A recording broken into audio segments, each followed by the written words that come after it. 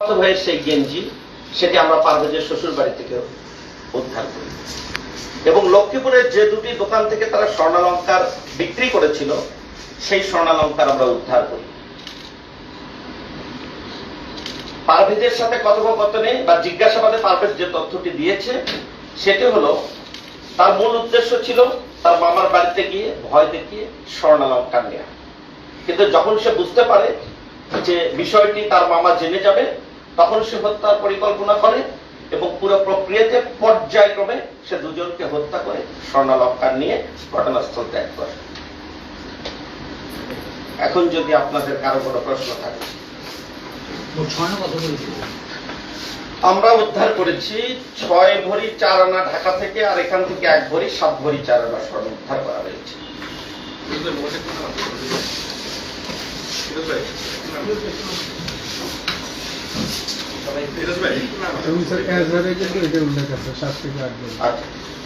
হত্যায় ব্যবহৃত ছুরিটা কি পাওয়া গেছে?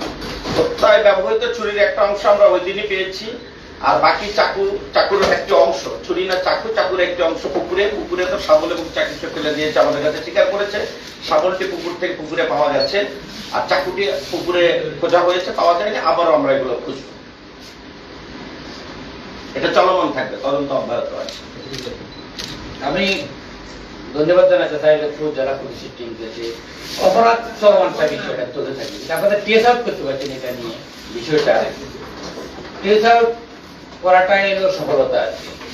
আমি আপনাদের এই মিশনকে অনেক বড় সাকসেসফুল একটা, এটা তো প্রথমে তো পুরো খুঁজে পাওয়া যাচ্ছে না, কিভাবে আসলে কোনো ক্লু ছিল না, ক্লুটা উদ্ভাবন করা না। আপনাকে অসংখ্য ধন্যবাদ। মূল কথা হলো যে হত্যাকাণ্ডের সময় এখানে যে জিনিসটি হয়েছে, আমি কিন্তু প্রতিনিয়ত আইন শৃঙ্খলা মিটিং এ একটি কথা বলি, আপনারা শুনেছেন সেটি। আমি সবসময় বলি যে আপনারা ক্যামেরা রাখুন, এলাকা ভিত্তিক রাখুন, ঘর ভিত্তিক না হলে প্রতিটি মহল্লায় অন্তত যেন কিছু ক্যামেরা থাকে, কারণ কোনো ব্যক্তি যখন রাস্তা দিয়ে যায় সেখান থেকে আমরা ট্রেস করি। এই ঘটনায় কিন্তু আমরা কিন্তু সেটি করতে পারিনি, কারণ যেখানে এটি সংঘটিত হয়েছিল সেখান থেকে অনেক দূর পর্যন্ত কোনো ক্যামেরা আমরা খুঁজে পাই। সেই সঙ্গে আমরা একটি জিনিস কিন্তু শুরু থেকে বুঝতে পারছিলাম, কারণ আমাদের কাছে একটি ছোট্ট সাইন ছিল যে এমন কেউ বাড়িতে এসেছে যে পরিচিত, মানে ফোর্সফুলি কিছু করলে যে সিম্পটমটা, এটা আমরা প্রাথমিকভাবে কিন্তু পাইনি। আমরা মানে আমাদের কাছে যেটা মনে হয়েছে প্রথম থেকেই যে এমন কোন ব্যক্তি এটার সাথে রিলেটেড যিনি পরিচিত, যিনি এসেছেন, প্রথমে গল্প করেছেন, কিছু সময় অবস্থান করেছেন এবং অ্যাট লাস্ট থেকে কিন্তু সেটাই প্রমাণিত হয়েছে। তো সুতরাং যে এই বিষয়গুলো আপনি যেটা বললেন পুরা কিন্তু ক্লুলেস একটি ঘটনা, এবং এখানে কিন্তু প্রযুক্তির ব্যবহারটা আমরা অন্যভাবে করেছি, সেটা আমরা আমাদের তদন্তের সাথে প্রকাশ করব না। কিন্তু এখানে প্রত্যেকটা ক্ষেত্রে প্রযুক্তিকে ইভেট করা, অর্থাৎ প্রযুক্তিকে এড়িয়ে গিয়ে অপরাধ করার একটা টেন্ডেন্সি ছিল প্রত্যেকটা ক্ষেত্রে। সেই ক্ষেত্রে আমি আপনাদের মাধ্যমে আমার যে টিম কাজ করেছে তাদেরকে ধন্যবাদ জানাতে চাই। এরকম একটি ক্লুলেস ঘটনা উদ্ধার ছবি আছে, এটা আমাদের একটা ইনস্ট্রাকশন যে আমরা যখন কোনো প্রেস ব্রিফিং করব বা কোনো মিডিয়াতে কিছু দেবো, এটা ব্লার করে দেওয়ার জন্যই আমাদের নির্দেশনা দেওয়া আছে। আমি জানি না আপনাদের কাছে এটা হাইকোর্টের নির্দেশনা, আমরা সেই নির্দেশনা অনুসারে। স্যার এখন আমরা কি ভিডিও ফুটেজ পাবো? ভিডিও ফুটেজ তো আমরা হয়তো আপনি চাইলে ফুটেজটা আমরা দিতে পারি, ভিডিও ফুটেজটা কতটুকু আছে বা কতটুকু আমরা ফুটেজ আমাদের যতটুকু হয় হইলে চলবে। আচ্ছা, সংক্ষিপ্ত ছোট্ট একটা ফুটেজ আমরা দেওয়ার চেষ্টা করব।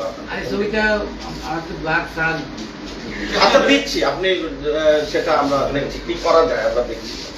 এই দুজন এর আগে গ্রেফতার হয়েছিল স্যার, তো তাহলে এনেছে জি, এর আগে যে দুজনকে সন্দিগ্ধ হিসেবে গ্রেফতার করা হয়েছে, জি, তাদের সম্পৃক্ততা এখানে নাই। তাদের সম্পৃক্ততা এটা তদন্তে কতটুকু আছে, আমরা তাদের কাছ থেকে ইম্পর্টেন্ট তথ্য পেয়েছি, তাদের কাছ থেকেও আমরা তথ্য পেয়েছি। এখন তদন্ত শেষ হলে আমরা বুঝবো একেবারেই সম্পৃক্ততা ছিল না, কারণ আমরা কিন্তু এখন যেটি বললাম এইটার মধ্যে পারভেজ নিজেই সবকিছু করেছে, পারভেজ কিন্তু সেটি বলেছে, কিন্তু তদন্ত প্রক্রিয়া তো শেষ হয়নি। পারভেজের অনেক কথার মধ্যেও কোনো দু একটা কথা গ্যাপ থাকতে পারে বা নাও পারে। এই জন্য আমরা যাদেরকে গ্রেফতার করেছি তাদের কাছ থেকে আমরা তথ্য প্রমাণ পেয়েছি, তদন্ত শেষে আমরা সেটি সম্পূর্ণ পূর্ব থেকে একটা সফলতা আমরা টানা দিয়েছি, সব ক্লুলেস এই চাঞ্চল্যকর ঘটনাগুলো জন্য দিতে পারে, মানে জেলা পুলিশের আচ্ছা আচ্ছা না আপনারা বলেছেন সেটা আসলে সবচেয়ে বড় কথা হলো যে আমি নিজে পিবিআই চাকরি করেছি, অনেক ফ্লুলেস ঘটনা আমি উদ্ঘাটন করে জেলা পুলিশে এসেছি, যেহেতু পিবিআই আমি ছিলাম।